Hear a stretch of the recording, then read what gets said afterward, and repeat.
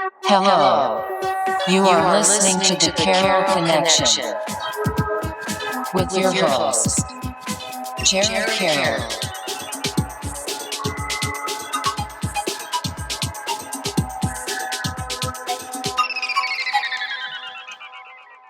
Hey everybody, welcome to the Carroll Connection. I am your host, Jared Carroll, here to bring you guys another great episode. I want to take a chance to shout out last week's episode 106 with Lucia.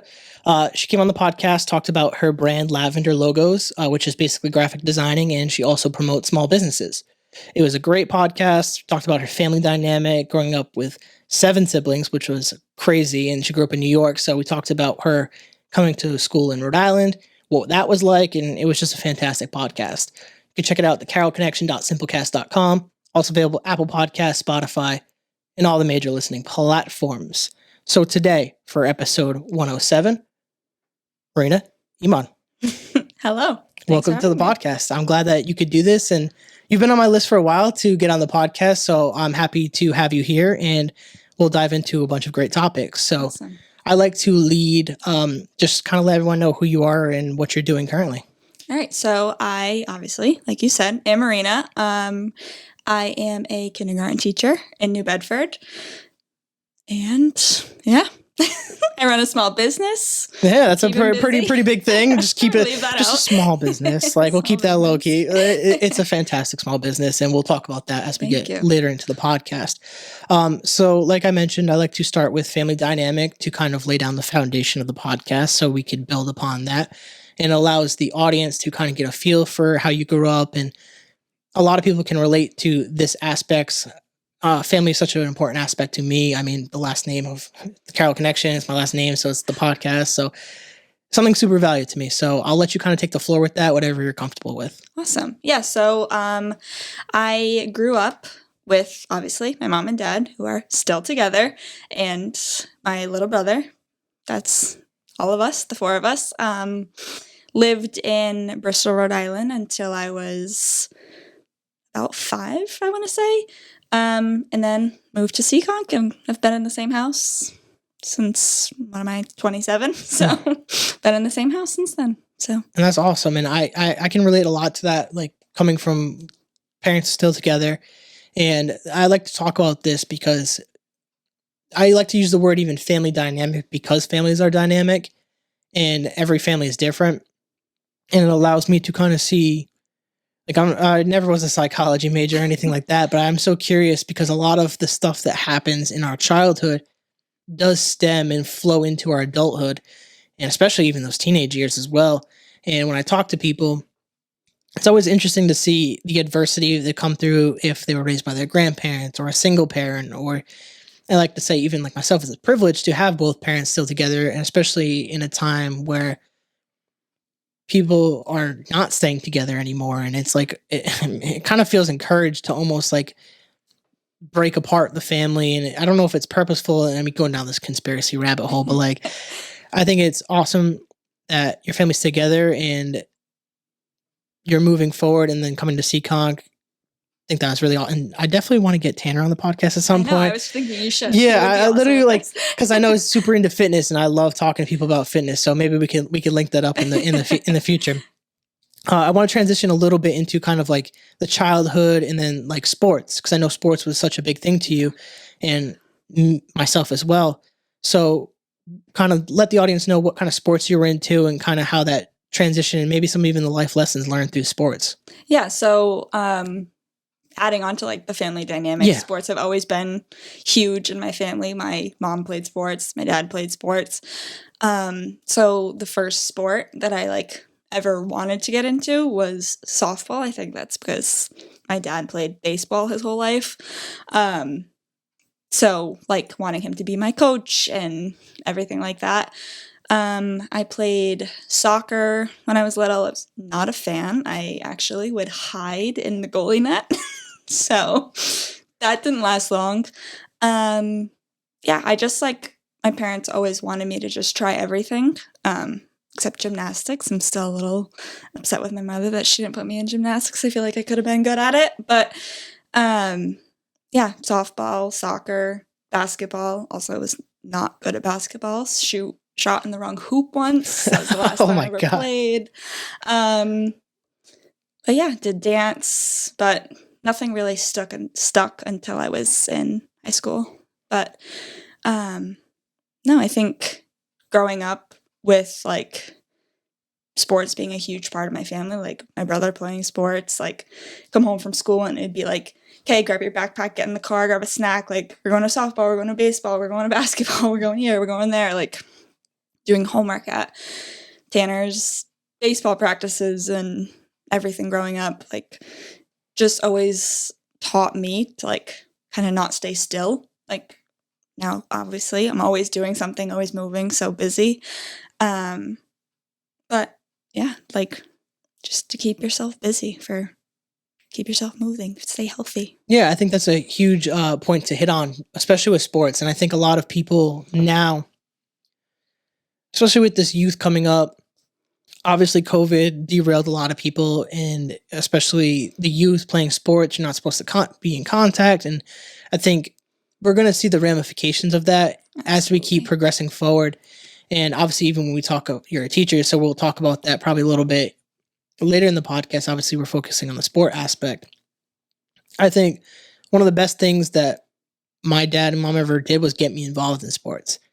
And obviously, having a sibling, it helps you kind of already develop a little bit of those communication skills, how to kind of build, like, your sibling's your first friend, realistically. Yeah. And having that dynamic is always so important. Because, like, I've had people who are only children, and I usually ask, like, was it difficult making friends? Like, did you have cousins that came into the picture? Like, where did it start for you? And I noticed, this is just an observation, that people who have siblings usually have an easier time integrating in stuff like sports because they have those relationships already, like, kind of pre-assembled. And I think sports is super valuable, especially in a time where I think people need to be encouraged to be healthy, and I think sports are a way to move the body and keep us active. And I don't think we're supposed to be sitting at desks doing work, or whether it's just being a student all day, like every day, or going home and doing homework all day, all night. You need to be moving the body. Yeah. And I think that's missing in especially a lot of children growing up, is like they're not moving their body. Obviously, you have social media, you have video games, like there's a lot of stimulants out there to kind of distract from going outside. I mean, I remember growing up, just like being able to ride my bike and go see my neighbors and like play outside and have fun. And I feel like you don't really see that as much anymore. And it is kind of a depressing thing to at least see and witness. Out of the sports that you played kind of early on, obviously we'll get into like field hockey and stuff, like prior to that, which one was like your favorite one to participate in? I would have to say softball was my... And why softball? I think it was because I would be able to play in the backyard with my dad and my brother, since Tanner played baseball, and it was just like my mom played softball too when she was younger, so it was like a family thing. Obviously, like, you know, I'm big on my family, so being able to, like, after dinner in the summer, like, oh, grab the ball, like, grab your glove, grab your ball, like, let's just hang out in the backyard. Like, can remember so many times my brother and I would just like be like throwing shoes as like pretend bases out in the backyard and just like pretend practicing, playing. So I would definitely have to say softball. I played it, oh my god, from like t-ball till like I went to college, and I was going to play in college, but I don't know why. I would regret that I didn't do it now, but we could dive into that a little bit too, like in a second. The decision kind of like to not do that.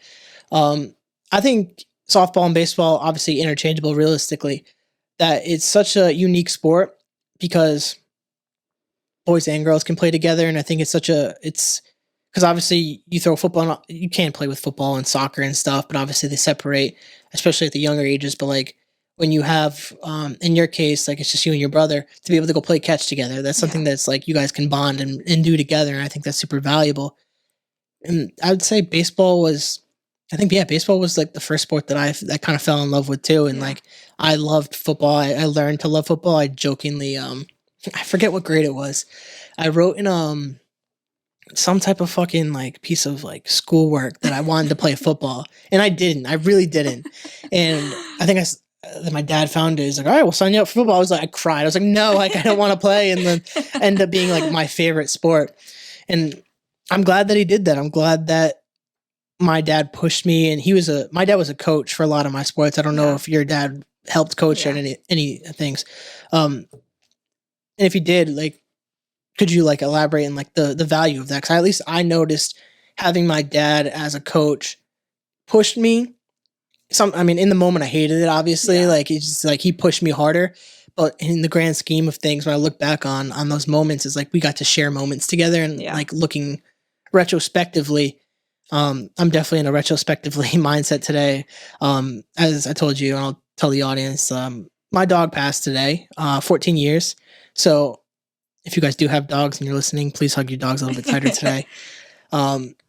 But time goes by so fast. And like, that's something that I kind of like, you always know, like everyone says it, but like you kind of forget when you're going through the day-to-day motions.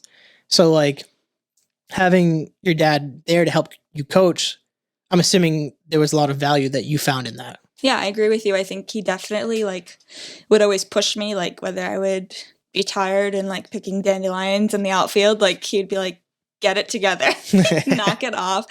But I think it's like we created a bond. Like I like hit a good hit, and he would like tap me when I was coming in, like just like driving to the field, like practicing together. It felt special to have my dad be like one of the coaches I could be like, oh, like, did you see that? Or like come in and be like, how could I have done that better? And just, I don't know, it was like special. And like you said, retrospect, like looking back, I'm like so glad that I had that. I don't think a lot of people think about that. Like obviously in the moment, especially in my teenage years, I was an asshole. Like like my dad yells at me for missing a ground ball. I'm just like, shut up. Like let me just play. And like I'm a better person for having my dad as a coach, for sure. Because I think one of the things that are missing in like our society right now is accountability.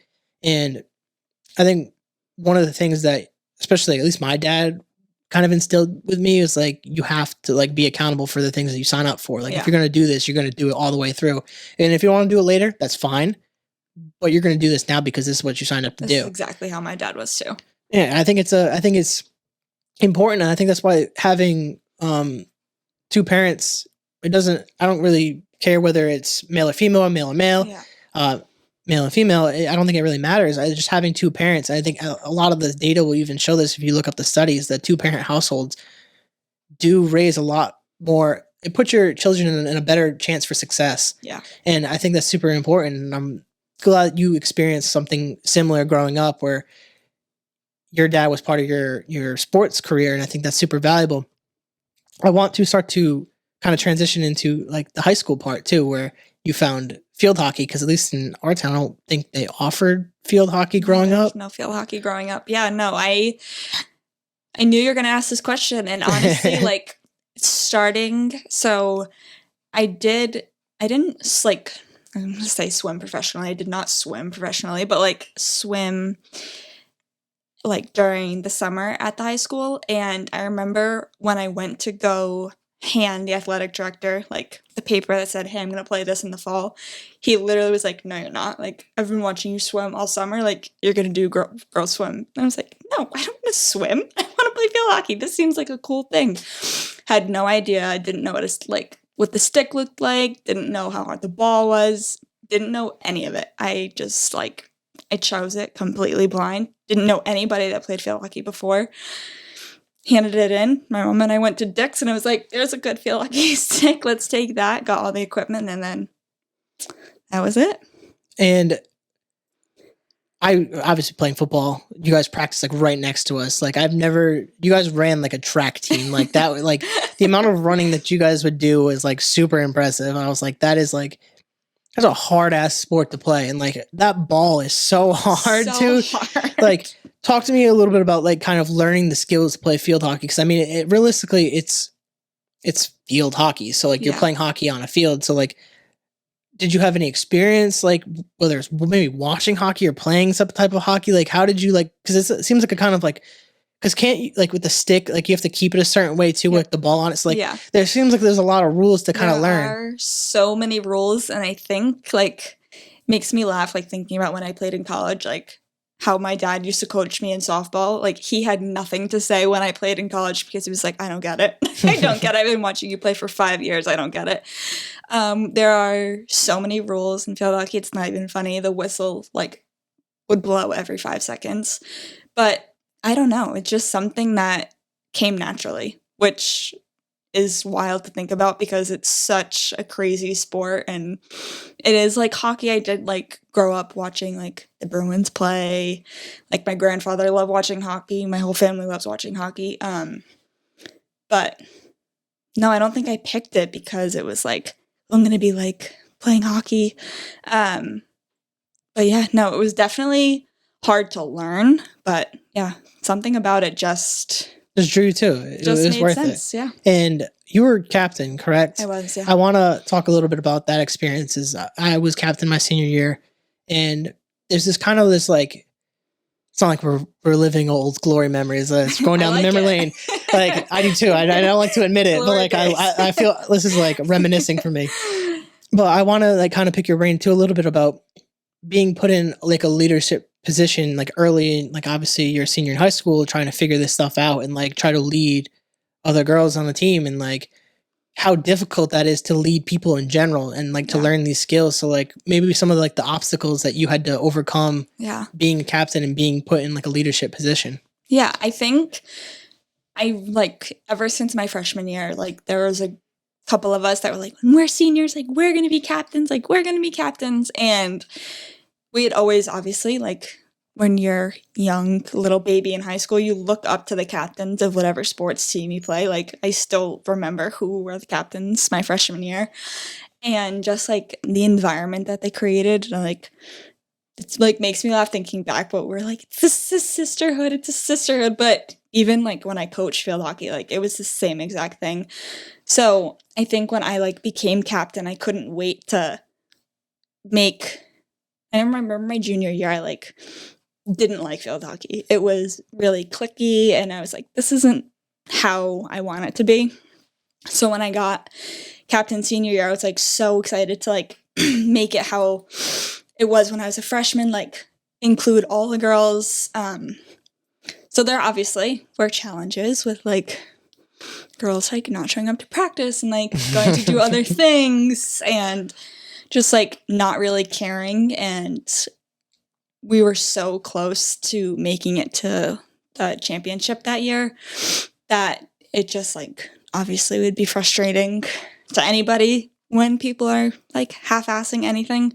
So that was a huge challenge, but at the end of the day, it was like, this is my senior year. Like, I want to play with the girls who want to play. And if you don't want to be here, then that's on you. And my coaches kind of felt the same way. I was like, the girls that want to be here are the ones that are going to want to play. And if you have other things you want to do, then this isn't a priority. And I feel like that goes back to like family dynamics, like parents being like, nope, you signed up for this, you're going to do it. And that was instilled for me from a very young age. So it's like practice. We got double sessions. All right, here we go. Like hyping up the girls to be there. So I think sports are an amplifier of the family dynamic for sure. And like, especially even growing up, like playing like Pop Warner and like those sports, like you could tell whose parents were really involved and who really disciplined them. Cause like if they're not willing to do the laps or they're not responding to a coach, like you can only imagine what they're like with their own family if they're not respecting.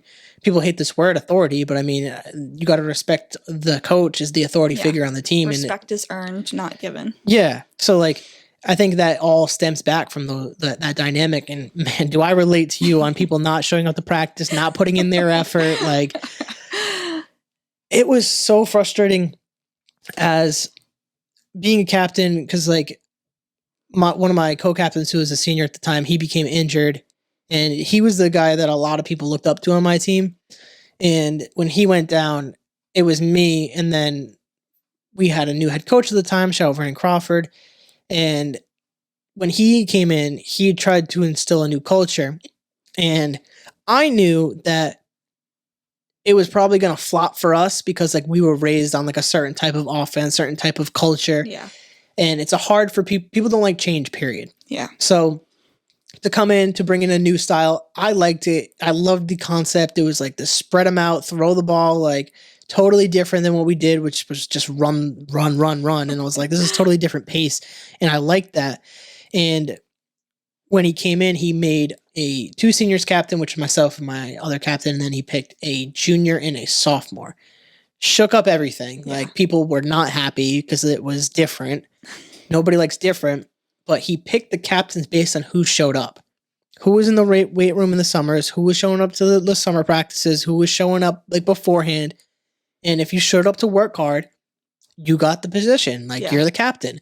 And I was in the weight room. I was there. So I saw those people working. And as much as people didn't think they deserved it, they worked for it. Like, and obviously like people throw the variables. Well, I have a summer job. I play baseball. Like I do all these, like, I get it. You're living your life. But like you got to look at from a coach's perspective, like who's fully invested in this, who really wants to be here, who wants to win. And I don't think people fully understand it. I think it's like a privilege thing almost, where it's like they think they're entitled to be a captain because they're a senior, because of tradition. But just because it's a tradition doesn't mean it's good. Yeah. And I think that we're even seeing that in our society as a whole. Like just because things are traditionally sound doesn't mean they're optimal for going forward. And I think that's a huge barrier that we're breaking, and breaking stereotypes. And even like talking about mental health, I think it's a huge stereotype that was really like growing up, like you didn't talk about mental health. Like it wasn't really a thing. Like it was just like you're feeling sad, well, suck it up. Like just keep going. Like it's not a big thing. And like now it's like more acceptable. We're talking about it more. It's still not there, but like we're making strides, and I think it's super important. And it all ties to the sport aspect, especially leading people and just trying to get people to commit and be there and show up. I think that's like, it's a hard aspect. You mentioned coaching. So talk to me a little bit about the transition to coaching for a little bit, and then we can start getting into kind of college and go down that route. But like, the difference right there. Coaching was very different than what I thought it was going to be.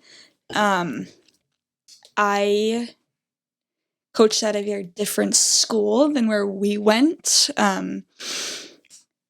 Very different dynamic. I loved it my first year. It was like, I wasn't ready to like put the stick away after graduating. I was like, wanted to create like the sisterhood at more schools. So I coached at Fian, and they didn't have a field hockey team before I got there. So our first year was a club team, and I had 77 girls try out for the club team. And it was like first time ever being a coach, like just graduated weeks ago. It was like, well, we have 40 uniforms, so like that's what you have to make happen.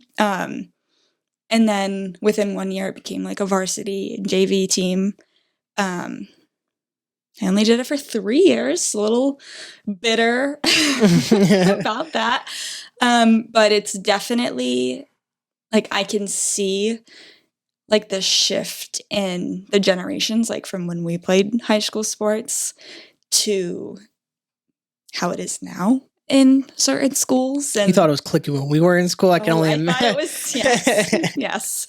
And like how my parents always told me, like, your coach tells you to do something, like you're not questioning it. Like they tell you you're gonna go play catcher, like, and you've never played it in your life, you're gonna play it. Like, don't ask a coach when you're gonna go play. Like, that's your coach. Respect the authority. Like, and it was just, there was none of that when I coached, which was not what I thought it was going to be. So it was good, but ultimately not what I wanted to be doing. But I loved coaching when it was fun, but it quickly turned into being a very, I don't know how to say this. There's probably a lot of politics involved into it. Yeah, and that was politics, who pays the most. Yeah, I mean, you're going to a private school. I mean, they want to see their kids play. Like, they're going to start talking about money and, like, I do this, I pay this, I want to see my kid play. And it's like, you see that even, like, I remember I got into, like, AAU baseball type stuff. And, like, I literally ultimately quit because, like, it just became whose parent was paying the most money, who was the closest to the coach. Like, and it sucks that sports are transitioning towards that space where parents are really inserting themselves in, like, it's not so much about who's the best player, it's whose parent has the best relationship, who has Yeah. the Who's most donating the most to this? yeah, that's I mean, kudos to you for helping start the program, though. I Yeah. mean, you played a huge role in that. Clearly, I mean, if they had nothing and you go there, and obviously, I don't know the background to get that started. I mean, I can imagine that was kind of pretty difficult Yeah. to get into that position. That is like a lot to be proud of, though. I mean, to go into especially a school like Fian, where Fian is like very well known for a lot of Yeah. their sports and their athletics, being a private school, to go in there. Was it like something that was presented to you at the time, or did you kind of approach Fian? Because obviously you're from Seekonk, so like it seems interesting. I had heard that they were heard from a parent, like a family friend, that they were trying to start a field hockey club team just to like gauge interest. And I like immediately reached out to the AD. I had my college coach write me a letter of recommendation, and like I went, and like the AD was the sweetest man. He was like 85 years old. Like he's like, I don't know what this field hockey is. And he set it up. He's like, yeah, it's yours. And he was like, all right, we're going to meet in this classroom. And we had to move to the auditorium because of how many girls showed up to like gauge the interest. So, but no, it was, you're right. It is like looking back, thinking that like I did get a sport started there is pretty awesome. And now like, Yeah, you helped create a culture, and like obviously you build a culture, and then obviously when new coaches come in, things are going to change. Yeah. I mean, that's just inevitable. Change is inevitable. So I mean, things aren't meant to last forever, and Yeah. that's something that is a good thing at the same time, and it allows you to chase different endeavors. And Yeah. we're obviously going to transition into that stuff as we go. But I want to talk a little bit about now, kind of flipping a little bit back. So obviously coaching was post college, correct? So yeah. going to college, everyone's favorite question: why go to college? Like, what was your reasoning there? I don't know. Wasn't really a choice. Funny, everyone says that too. I love that. Like, it's like thinking back, like when we were going, like, like especially coming from Seacoast, it's a very college prep school. Yeah. So like, there really wasn't No. choice. It was like it's college, or like people are gonna look at you as like, Yeah. Yeah. No. But my grandfather was one of the first, mom's going to yell at me if I screw this up, 18 men to come over to, well, he went to Canada first from the Azores back in, I don't know when it was, and like worked at PC, like met my vava, the whole 9 yards. But all throughout like my elementary school, high school, he was like, you're going to go to college. You're going to go to a good college. He would say that to my brother and I, like, you're going to go to a good college. You're going to go to a good college. So it was like, ever since we were little, I was like, okay, we're going to college. We're going to a good college. And obviously, like, my mom wanted to make her dad proud. So it's like, yep, my kids are going to go to college. My kids are going to college. So yeah, like it wasn't really a choice. But like looking back, when he passed away, I had just gotten my diploma. And I like brought it over. And I was like, look at so like a full circle moment. But yeah, no, wasn't really a choice. But college, getting to college was stressful, obviously. Bridgewater was my number one school since I was a freshman in high school. Like I knew I wanted to be a teacher, and I knew that they had the best program. So I was like, that's where I'm going. I had no interest in moving far away like you did, had no interest of getting out of my comfort zone. I was like, that's where I'm going to go, nice and close to home. And I got like all my transcripts, everything ready for like the early decision. Like, I don't know, when does that happen? November, I think. Yeah, I'm for sure. So early. But one of our lovely guidance counselors never sent in my transcript. So love that.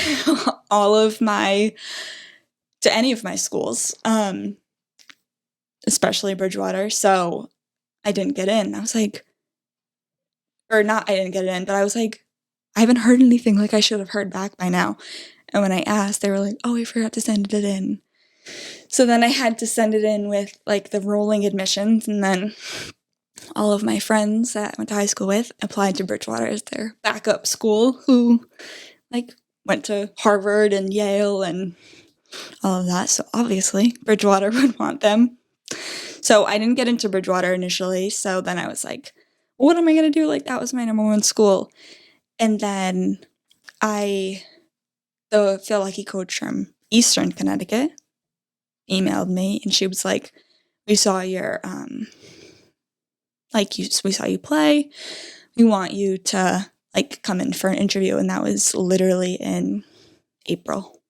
And I was like, shit, where am I going to go to school? Like, I was like, I'll just go to Rick. Like, I don't know. But so I went in for an interview, and funny enough, one of like my very best friends, she just got married last week, played with her at Eastern. We both were in the lobby to have our college interview at the same time. And I got in at Eastern, and I played Feel Lucky there for a year and a half. And then my dad was like, do you know how expensive that is? And I was like, no, it's fine. I'm playing Feel Lucky. I'm having the time of my life. And then real life hit, and he told me how much I would have in student loans. And then I applied to Bridgewater because I was like, not going to make that as a teacher. And then the reality, that's the craziest part, like, that they don't tell you when you're applying to these schools. Yeah. Like, they go through it, and like, they go through it like in like an hour like class. It's like, hey, this is how much you're gonna pay, but look at all this great stuff here. Yeah. Like, this is amazing. And it's like, then you get the bills and stuff. You're like, wait, how much do I owe? Like, and then they don't even break down the difference between like fixed and variable loans, like the interest rates. Like, I'm like, dude, like, what the hell is going on? Yeah. Because I took kind of like so my whole plan was I was going to go military. That didn't plan out. So when that didn't plan out, I had to skip a semester because everyone went to school. So I was like, whoa, what the fuck do I do now? When I was going to do community college, I wish I did, but I believed in everyone's stereotype. Community college is shitty, like, and you're a bum if you go there. Yeah. And I believed people, when in reality, you do that for 2 years, you transfer it, you get the same degree, like same piece of paper, you save so much money. Yeah. And I've said that throughout the podcast. And if there are any kids that do listen that are in like high school, like looking at that community college, you will save so much money. Yeah, like, you get the same. Please, like, I'm begging you, if you're going to go to college, if you know what you're going to do it. But like, if you don't, community college will save you a lifetime. Yeah. But when I ended up going to UMass Dartmouth. And I thought about trying to play sports, and I'm like, I'm not the biggest dude, obviously. So like, I was like, I could try to like walk on, and then I'm like, but do I really want to be like a tackling dummy and get brain damage even further? I'm like, probably not. So like, I'm not going to go football around. I was like, I was focused on school. And I think I went for criminal justice first, took like a couple classes, and I'm like, this ain't it. And I decided ultimately to do business. I ended up doing accounting, and I do accounting finance right now. And I'm so glad that I went that route, because it taught me a lot about financial literacy and how to understand how a company works, how money works. And I'm in a great position because of that. But there is parts of me that I wish like I understood psychology more, and I could have went like the therapy route, because I think that's something that I find valuable. But I kind of do that in this podcast in a sense, and I kind of get a little piece of that, so I kind of make up for it in some sense. In terms of teaching, like, so was it always what you want to do, is be a teacher? Always it. So talk a little bit about the process of becoming a teacher, because I know I've had some people on, and like, it seems like it's kind of like a difficult path a little bit to try to become a teacher. You might be talking to the number one person who's had the hardest start to become a teacher. I guess this is perfect then. So I obviously transferred to Bridgewater, and when I was at Eastern Connecticut, I was a double major, English and elementary ed. And then when I transferred to Bridgewater, it was the same thing. But nobody at Bridgewater told me how like the education program worked. Like, my advisor never met with them. So by time I knew that I had to finish my second major first. So I was like, my junior and senior year at Bridgewater were like full of like Shakespeare classes, and it was like put a bullet in me right now. If I read another William Shakespeare, I'll be fine. But so then I was like, okay, I'm done. Like, how do I sign up for the education program? And they were like, okay, so have you taken any MTELs yet? And I was like, what the hell is an MTEL? And they were like, you can't get into the education program until you take them. So I was like, well, what the hell? So I took like a bunch of MTEL prep classes because I was like, I am the worst test taker in the world. Like, my testing anxiety is through the roof. I'm getting like shivers right now just thinking about it. But I hadn't taken any MTELs before, so I took a bunch of like prep classes that Bridgewater had. Started taking them, fail, like over and over and over again, to the point where I had taken every MTEL prep class at Bridgewater, and I had still consistently failed every single MTEL, and I had over the amount of credits I needed to graduate. And I was taking like yoga classes and art classes at Bridgewater just to keep trying to take the MTELs.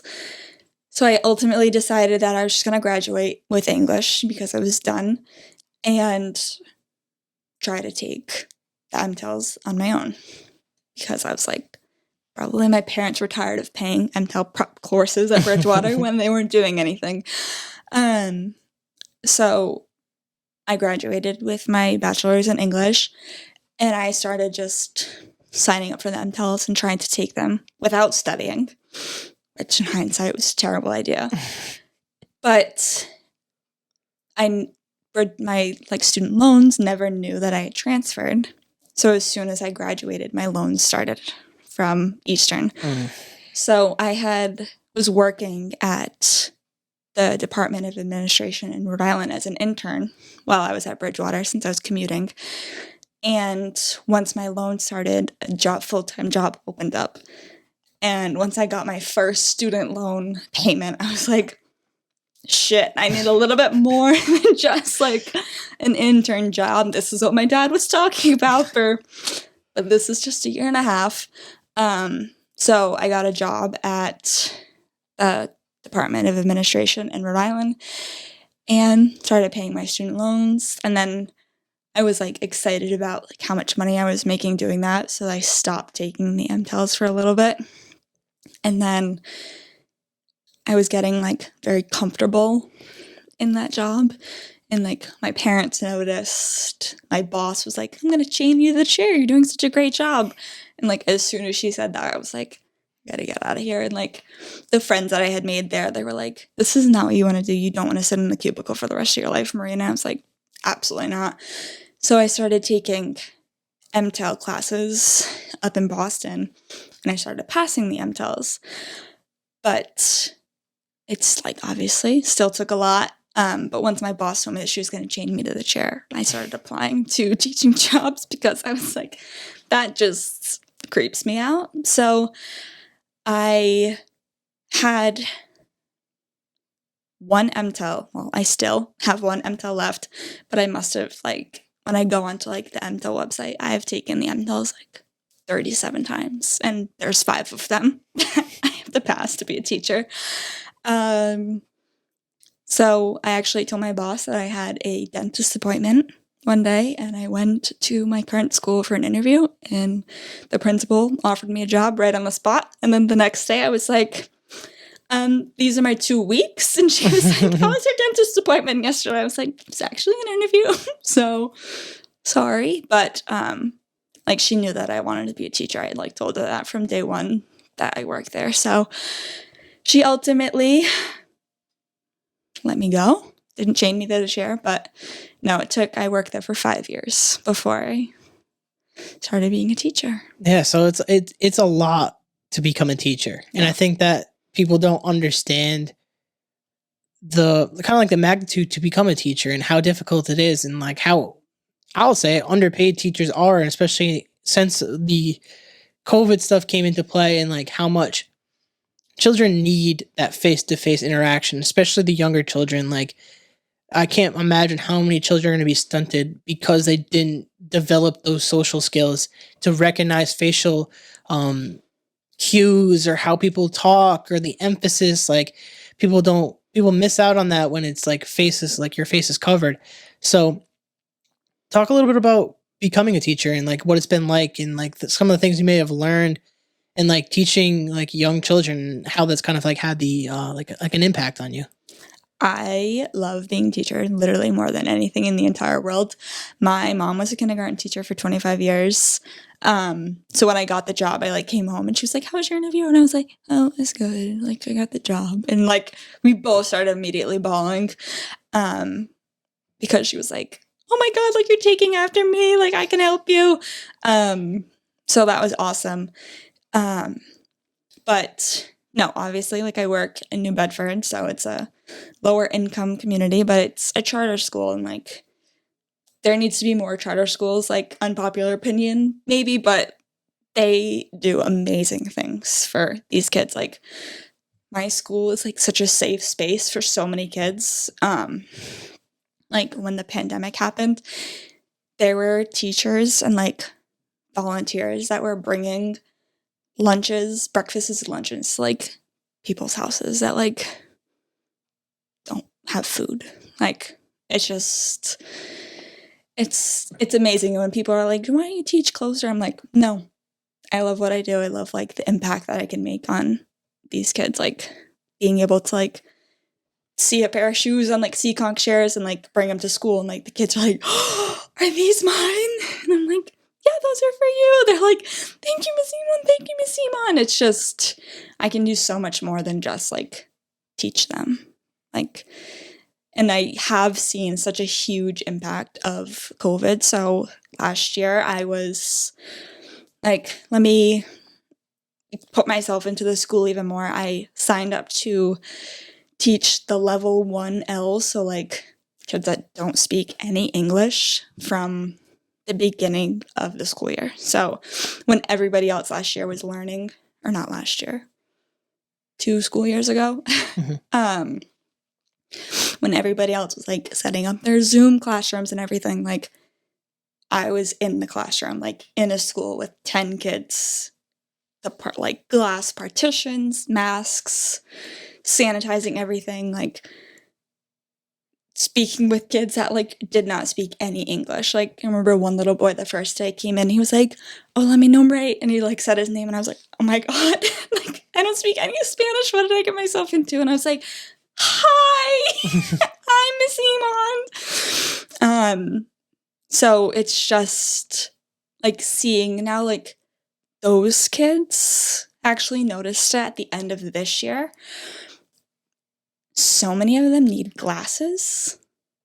So many of like the COVID, like pandemic kids that were learning online, their eyesight is so damaged from being on the computer learning. Like almost half of my class in their like nurse screeners needed glasses this year that were learning on the computer for 2 years. That's a crazy thing to even think about. I mean, you don't even think about that. No, I mean, especially like, they're growing and all that stuff. So like, because I remember the classic thing when I was growing up, it's like, stop staring at the TV, stop being so close to the TV, or stop being so close to the computer. You don't even think about that. No, I know. I was like, "Oh my God, why are so like all of my kids coming with glasses?" And like the nurse told me, she's like, "These are the like pandemic kids." And I was like, "Oh my God, you're right. Like these are the kids that learned every single day looking at a computer screen." It's just such a crazy concept because like people's immediate thought process was elderly, take care of the elderly. But like my always like unpopular opinion, we shouldn't, like, obviously you care for the elderly, but like why are we pushing down the people who are going to be on this earth longer going forward? Like obviously those people's lives are precious. You want them to live as long as they can, but you're hurting the youngers, like these young kids. Like, and I think they're going to realize relatively soon, especially with the stuff that you're talking about. Obviously you're talking about making a difference too. And I think that sounds really amazing that you are taking these steps to put yourself in situations where you're especially teaching kids that don't know English. I mean, that's super uncomfortable, but like you're doing it out of just pure kindness and to make the fact of just making an impact on kids and giving back. And I don't think enough people are doing that. No. So I give you a lot of credit for doing that. I want to take kind of like our final trek, unless you want to talk a little bit something more about students. But I want to take a trek into kind of like your small business and talk about the blog and like the social media presence that you've created, because that's like one of the first things that when I look on social media, especially as being like a content creator, is like people who do something similar and trying to reach out and invite them on the podcast. So I was glad when you accepted the offer to come on. So talk to me a little bit about how you got into this space with like social media, blogging, creating a small business. Like what kind of started this? So I started my blog when I was working for the Department of Administration, because it was like a tedious, like go in, do the same thing every single day. And I just felt like something was missing. I was like, not that I wasn't happy, but I was like, obviously, my small business, I like make things with my hands. I like being creative. I like doing things. I like making outfits or like DIY, like everything. And I needed a spot to channel all of that. So that's like why I made my blog. I was like, I don't know, kind of like how the Carroll connection, like life connection with everything. I was like, all right, I don't know, like I don't want to just dive into one specific thing. Like I want it to cover every single base possible. So I was like, all right, every day with Marinna Tay, that works, it rhymes, whatever. Like I can do travel, fitness, whatever, help, like beauty, anything. So I like decided to do that, where I could like share my outfits, because growing up, everybody would be like, my mother always instilled with me, she's like, whenever you go out, you never know who you're gonna meet. So don't dress like a bum. Go to the grocery store, dress up. You don't need to be in high heels, but like, don't look like you just rolled out of bed. Like sometimes when I see her, she's like, what have I always told you? I'm like, sorry, Mom, I couldn't today. Like I'm trying my best. But so everybody growing up, they'd be like, oh, where'd you get that, Marinna? Like, you look so cute. Where'd you go shopping? Like, or asking like friends, being like, what should I wear to this wedding? That's like another thing that I love, but I could never like make a career out of it. So blog, that I could have that creative aspect for it. And then once the blog started, just the social media kind of just took off. Yeah, it becomes one of those things where it's like, you have to like, and like, because like that was one of my thought process. I had someone tell, and I still might do this one day, is try to make some type of blog or something like that. Therapy showed me journaling, and how I look at blogging, or how I would do my blogging, is some form of therapy. And it seems like that's what it kind of is to a lot of people. It's like, it's a public journal almost for a lot of people. Yeah. And like, I think that's super amazing, because you're getting insight into like your thought process. And especially when you're talking about like do it yourself stuff, and like you're giving advice and like things that work for you. And that's exactly how I envision like this podcast, is trying to give people a platform to kind of just talk about what they do, and like in hopes of someone maybe tuning in, or maybe just like a family member that wants to hear what you're up to and like what you've gone through, because like sometimes conversations just can be awkward and you don't want to talk about personal stuff, and like you don't think, obviously it's just me and you talking here, but like you don't think about the people who are going to see this essentially. Like they're not here. So like I'm kind of like breaking this third wall almost, where it's like there are people that are listening into like a private conversation technically. And it's such a unique aspect, because we're living in a time where social media is unfortunately, for better or worse, is a resume. So it's like, kind of, what do you want to put out there? Do you want to put out nothing? That's fine. Or you're going to put out something. And if you're going to put out something, unfortunately, you're going to be judged regardless. So like we kind of live in this comparative state. And I don't know if you struggle with this at all, but I definitely struggled early on, is like comparison. Always. So I definitely have learned to kind of let go of that comparison, because like it's not good. It can be motivating. I've learned that healthy competition is good. Yeah. But comparison, it can be very negative. I want to dive into more with this about the social media content and kind of like getting yourself out there. Like, obviously you entered into social media. I'm assuming the blog kind of led its own path, and then social media kind of followed after that, correct? Yeah. So how did you kind of feel about posting this stuff? Because I know when I first posted the podcast, I was so nervous what people would think and if they would judge. So curious to hear your thoughts on No, that. I definitely felt the same way, like, about, honestly, mostly family. Like, my God, how's, like, my aunt gonna think about this? Like, but I don't know, something just clicked where I was like, who cares? Like, it's me, this is my life. Who, like, tomorrow's not guaranteed, so I'm just gonna do it. But I definitely did, like, I'd have to say, like, probably the first 6 months of, like, posting an outfit or, like, I don't know, just anything on social media. I would, like, literally look at, like, the post button for so long, be like, no, and, like, go back and forth. And then ultimately I would, like, do it, and I would just, like, put my phone to the side, like, couldn't look to see if anybody was liking it or commenting or, like, texting, anything, like, thinking about, like, what my friends from home would think. It is, like, it's nerve-wracking to put yourself out there, but I guess, like, I did ultimately not care what other people thought, and just, I did it for me because it made me happy. I think that's like the exact mindset that you need to have when you're making social media content is like, and I think it's like a defense mechanism almost from like our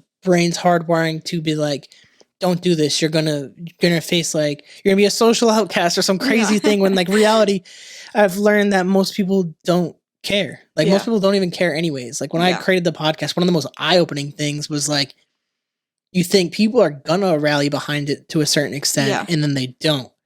And it's like, okay, how do I do this? And TikTok, and I talked to you a little bit about my TikTok page. I'm very open about my TikTok page on my podcast. That platform allowed me to break down a ton of barriers. Like obviously posting a podcast on Instagram with just the audio was something that I had to overcome. Hearing my voice, like getting a little cringy at like some of the shit that I was saying, like how I was asking questions, talking too much. But I had to figure out my own kind of like, funny to use this word, but swagger. You got to figure out like what's like, you got to learn to find your voice. Yeah. And I think that's a huge thing with social media is like, you got to get back to that authentic you. And a lot of the times that authentic you is kind of who you were as a kid. Yeah. It's just being creative. And you probably see this a lot with teaching is like how creative and full of life these children are. And I think that if more people saw that on a daily basis, I think they could probably be more inspired to be more active in their life, whether it's being closer with family or friends or creating a small business that they enjoy or doing a podcast, starting a YouTube channel, whatever it is, if they saw the way kids acted with each other. Yeah. And I think that's a huge thing. And I'm glad that you've stepped into the social media space and that you're sharing a lot that you have. And I'm a huge supporter. You guys will have to check it out. I'm going to tag her in everything. Like I love, especially when you post, like you'll post from TikTok and then you also will share it on because I don't follow you on TikTok, but I obviously follow you on Instagram. And like you share those and you're doing, whether it's your outfits or whether it's something fitness related, or even when you talk, I've seen you share some stuff with your brother doing fitness stuff. And I think that's so awesome. It's like a collaboration of to a certain extent and like combining audiences. And that's what I think about this is like, you have your audience and I have mine and we're just bringing it together and I use it as like a spotlight for you because I want people to see my guest and see what they're about and hear your story. And I think what you're doing is amazing. I love the fact that you're teaching and you're helping today's like children. I think that's like an amazing thing. And thank you. I want to start bringing us home to home base with the podcast. We're coming towards the final stretch and the final question. Is there anything that you didn't get a chance to say that you want to say before I dive into this? No. All right, perfect. So last question for you, like I mentioned, was what is your advice for someone who wants to pursue their passion? I know you told me don't say just do it. But I think you just have to put aside what you think people are going to think about you aside and think about, is this something that like fills my cup? And if it does, then, and if it's like a feasible like goal, start small. And like when I started my small business, I was like so mortified to do that. But I knew it was something that I was gonna like be happy with, and it wasn't just gonna be like a 1-year thing. Like it was gonna hopefully be like long term, and I like set long term goals for it. But I think like starting small, but having those goals and hoping that they're achievable, and like having a support group, which obviously was my family. Like dad built things for me. Having people in your corner that are going to like push you to be the greatest you can be is like important, but sharing, if you have a passion, like sharing that with others. And then I felt like that held me accountable to get after it. So I think that's perfect. I've had a blast catching up with you and talking on this podcast. I appreciate you being vulnerable and sharing your story with me. Like I always say, anyone who sits across from me and does a podcast always has my respect. And I just thank you so much for coming on the podcast. Thank you for asking. This was so much fun. Glad that you enjoyed it. For you guys, if you guys like the podcast, please rate, review, subscribe, share with your friends, share with your family, share with your grandma. You can check it out at thecarrollconnection.simplecast.com. Also available Apple Podcasts, Spotify, and all the major listening platforms. So, till next time, guys, peace.